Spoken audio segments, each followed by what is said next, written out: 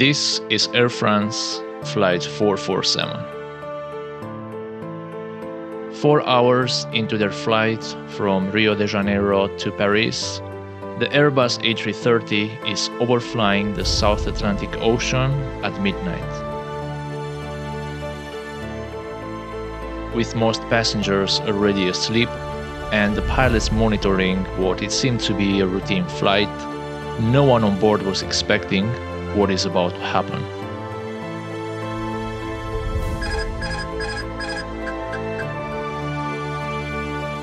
In a series of misunderstandings and unfortunate events, Flight 447 will fall from its cruise altitude towards the unforgiving waters of the Atlantic Ocean. This is the tragic story of Air France Flight 447.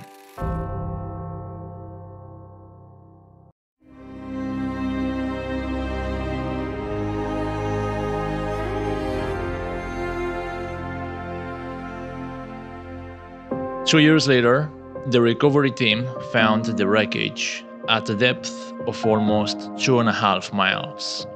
Among the debris, they were able to identify the flight data recorder and the cockpit voice recorder, which provided key information for the elaboration of the final report. Let's dive deep into this report and try to understand what happened.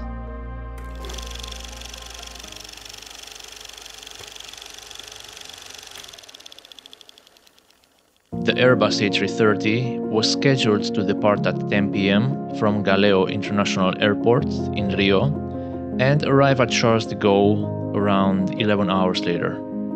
The flight path was crossing an area in the Atlantic Ocean called the Intertropical Convergence Zone. There, moderate to severe thunderstorms are usual at that time of the year. In occasions, the clouds are so high that the flight crews have to constantly monitor the weather on their navigational display and sometimes even deviate from their route in order to avoid the daunting cumulonimbus clouds. The route around this area contains several waypoints that will become relevant later on.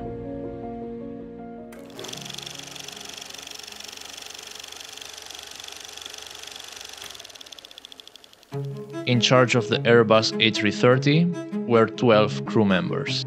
The captain was Marc Dubois, a very experienced pilot with almost 11,000 flight hours, out of which more than 6,000 were as a captain. His experience on the A330 was almost 1,800 flight hours. Accompanying Dubois was First Officer Pierre-Cédric Bonin, with 800 flight hours of experience in the A330. The relief pilot was First Officer David Robert, with almost 4,500 flight hours in this aircraft model.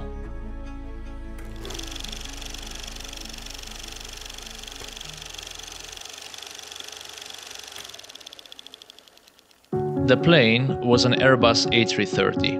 A long-range wide-body aircraft with an impeccable safety record since its introduction in 1994. The Accident aircraft was built in 2005 and had almost 19,000 flight hours at the time of the accident. It was equipped with a fly-by-wire control system, which made it possible to control a 230-ton aircraft with the characteristic Airbus side sticks and 5 flight control computers.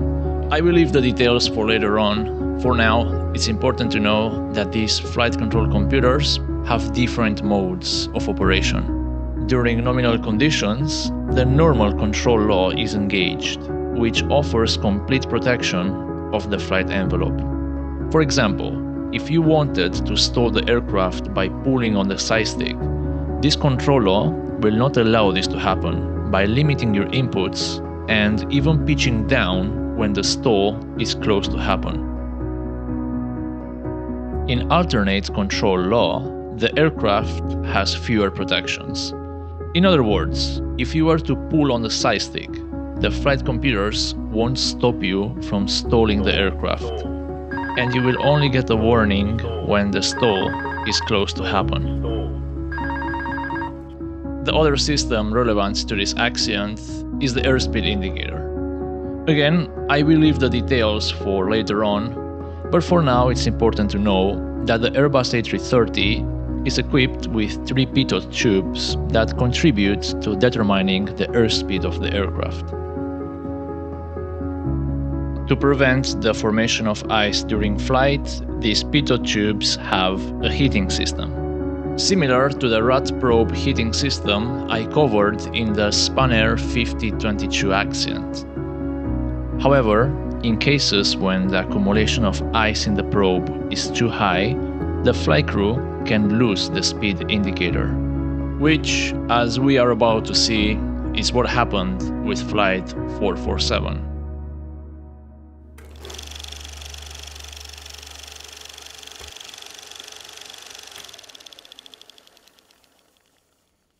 Air France Flight 447 was scheduled to depart Galeão International Airport at 10 p.m. In the left seat, we have Captain Dubois, who was pilot not flying, and in the right seat, we have First Officer Bonan, who was pilot flying. The other First Officer, David Robert, was resting in the crew quarters, trying to get some sleep before replacing Captain Dubois. Once all the passengers boarded the plane, the crew was cleared to start up and leave their stand. They were cleared for takeoff, and soon after, the aircraft was airborne. They were heading towards the northeast, and they were climbing to an assigned cruise altitude of 35,000 feet. Soon, they arrived at Intol, one of the many waypoints throughout the route. They switched the radio frequency from Recife to the Atlântico Oceanic Control Center. However, soon they will reach an area in the Atlantic where there is no radio signal. First Officer Bonan started to notice in his navigational display a growing band of thunderstorms in the intertropical convergence zone. The controller at Atlântico Oceanic instructed them to keep at 35,000 feet, but Bonan was not happy about this. He mentioned to Dubois several times that soon they will have to climb. They passed the Salpu waypoint, and the turbulence started to progressively increase in strength as they approached the convergence zone. But it was nothing out of the ordinary, and Captain Dubois mentioned to Bonan that increasing the flight altitude by 2,000 feet will not make any significant difference. He then called First Officer David Robert to replace him for the rest of the flight.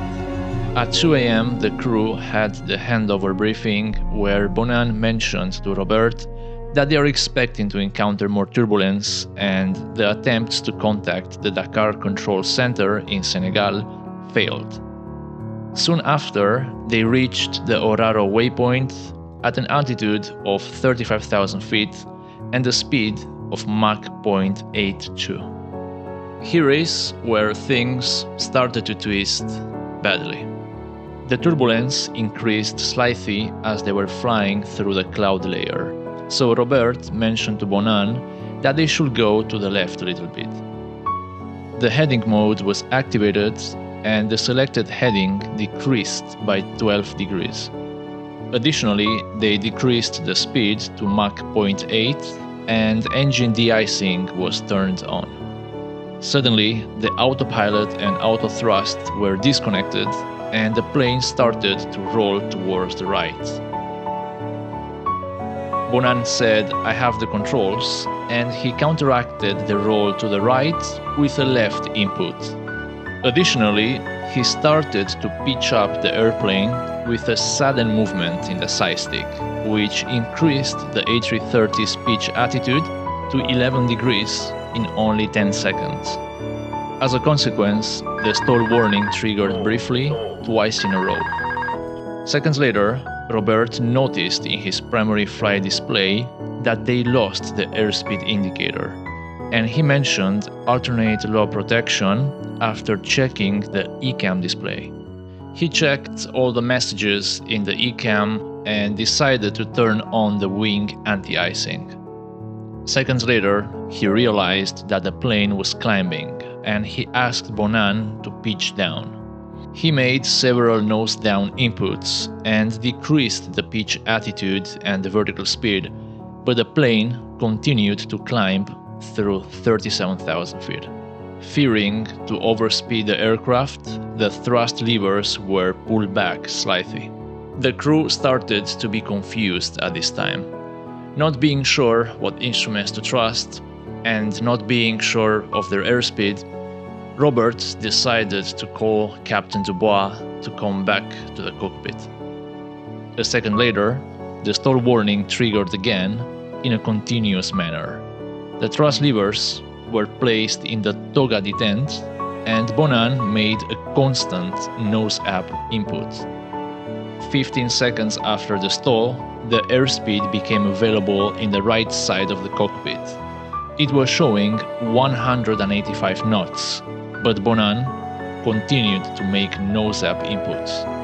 The plane reached a maximum altitude of 38,000 feet, and the angle of attack at that time was 16 degrees and increasing. Now the A330 was in a fully developed stall, and it was starting to lose altitude drastically. Captain Dubois re-entered the cockpit, but he couldn't figure out what was going on. The airspeeds became invalid again, and the stall warning stopped at 35,000 feet with an angle of attack of 40 degrees and a negative vertical speed of 10,000 feet per minute. 30 seconds later, Robert said controls to the left and took priority of the aircraft's controls. But almost immediately, Bonan took back priority without any call-out and continued to pitch up the plane. The plane was falling and oscillating at angles that sometimes reached 40 degrees, with the engines roaring at maximum speed in a pitch-up attitude. Yet, no one realized what was going on. Fearing to overspeed the aircraft, the thrust levers were set to the idle position. This only worsened the stall, but nobody recognized it until Captain Dubois connected the dots and asked the crew to immediately pitch down the plane. But it was too late to recover the stall. The plane was falling towards the Atlantic Ocean at a vertical speed of 125 miles per hour, the same as the free-falling speed during a skydive.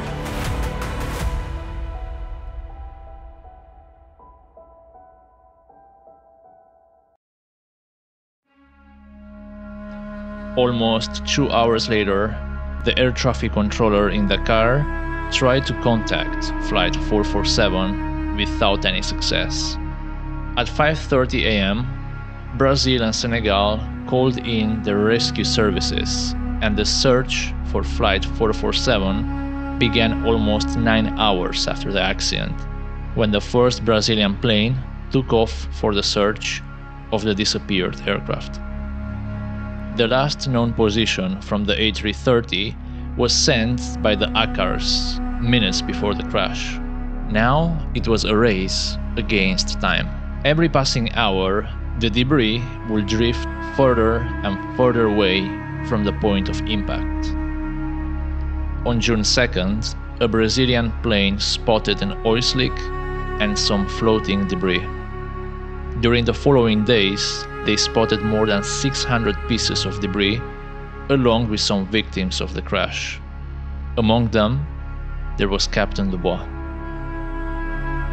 Ultimately, the accident claimed the lives of all 228 people on board. The remains of the accident were somewhere in the bottom of the Atlantic Ocean, but for years, nobody knew where.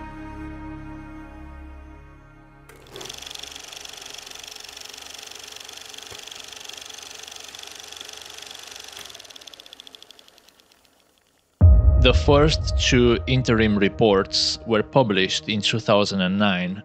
However, there were many questions unanswered, and without the flight data recorder and the cockpit voice recorder, little could be done in order to fully understand the sequence of events. After almost 2 years of searching efforts, the wreckage was found on the 2nd of April 2011 by an autonomous underwater vehicle operated from the Alethea ship. The investigation team located and identified the protected module of the flight data recorder. The following day, the cockpit voice recorder was found. They were recovered and sent to the French Bureau of Inquiry and Analysis headquarters in Paris for their analysis. Shortly after, another interim report was published, and around 1 year later, the final report was released by the BEA. With the information from this report, let's try to answer some difficult questions. First, why did the autopilot system disconnect? As you remember from the beginning of the video, the A330 is equipped with 3 pitot tubes that are used to calculate the airspeed. These pitot tubes send information to 3 independent computers that use the pressure information to calculate the airspeed among other parameters. When 2 pitot tubes fail to send information to the computers, the airspeed can no longer be computed and the autopilot disconnects. So why did the pitot tubes fail? Evidence from the meteorological reports show that the aircraft was flying through a cloud of high-altitude ice crystals. The high density of these particles clogged the pitot tubes with ice, and the heaters were not able to melt it. With time, the heaters were able to melt the ice, and the airspeed data became available again to the pilots. But as soon as the tubes became clogged again, the airspeed data disappeared. The next question is, why did Bonan make a nose-up input as soon as the autopilot was disengaged? As soon as the pitot tubes were clogged by the ice, the airspeed indicator was not the only system that failed to provide reliable data.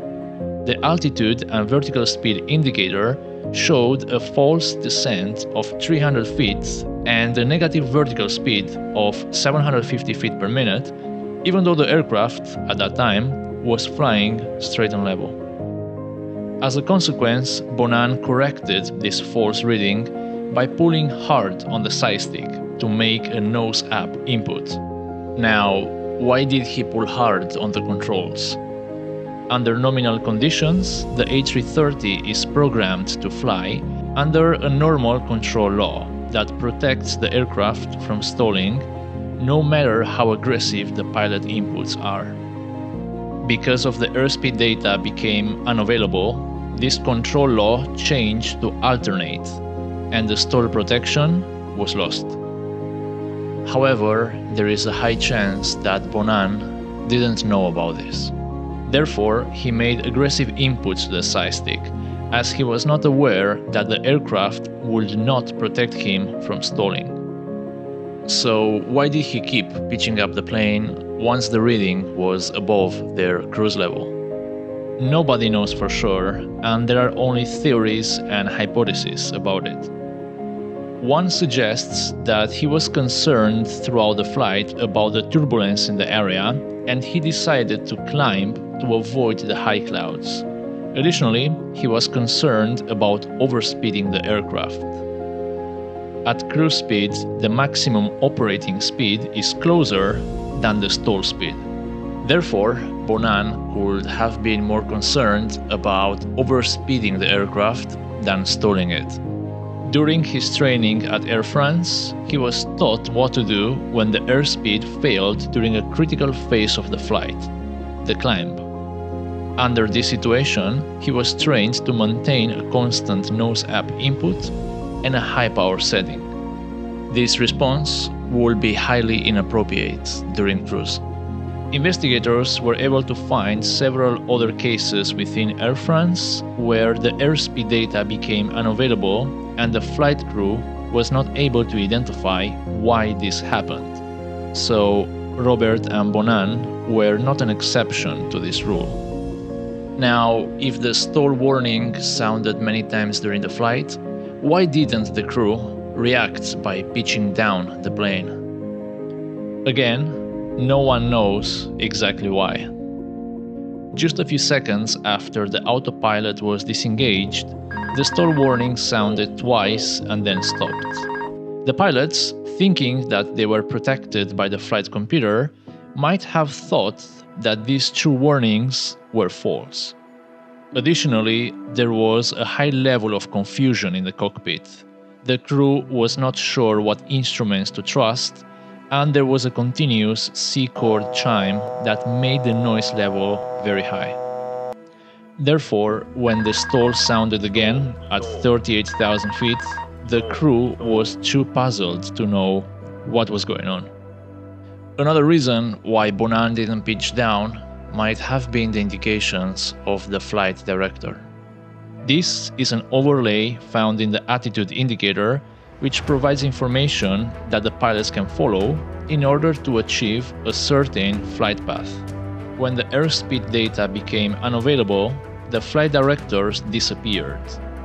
When the airspeed data became available again, they reappeared. However, they engaged in vertical speed mode, showing to the pilots a nose-up attitude required to maintain a vertical speed of 1400 feet per minute, which corresponded most of the times with a nose-up input. Bonan might have thought that following the flight director would lead to the stabilization of the flight path. Unfortunately, this couldn't be farther from the truth. By the time Captain Dubois re-entered the cockpit, the stall was fully developed, with the engines roaring at maximum power. Initially, he couldn't connect the dots, until a comment was made by Bonan. He said, "But I've been at maxi nose-up for a while." Dubois suddenly realized what was going on and said, "No, no, no, no, don't climb." But it was too late. Flight 447 and all 228 souls on board were already sentenced.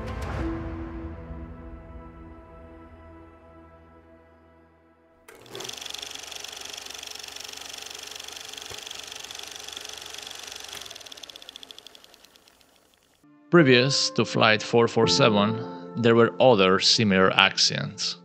Northwest Airlines Flight 6231, Birgener Flight 301, or Aeroperu Flight 603.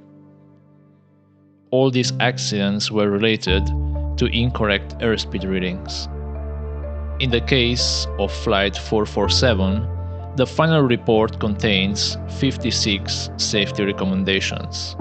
Although all of them are important, I wanted to share with you 3 of them.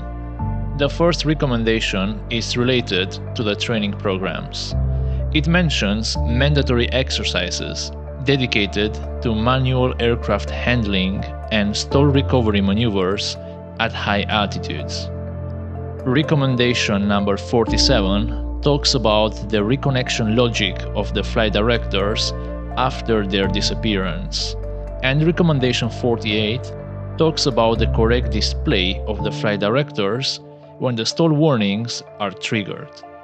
At the time of this recording, Airbus and Air France are under a 9-week trial. A judge in Paris will have to determine whether these companies had a direct implication in this accident or not. If you want to know more, I've attached the final report to the description of this video.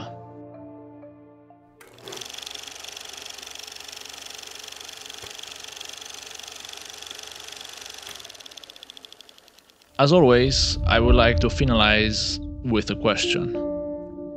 The side sticks in the Airbus family aircraft are not mechanically linked.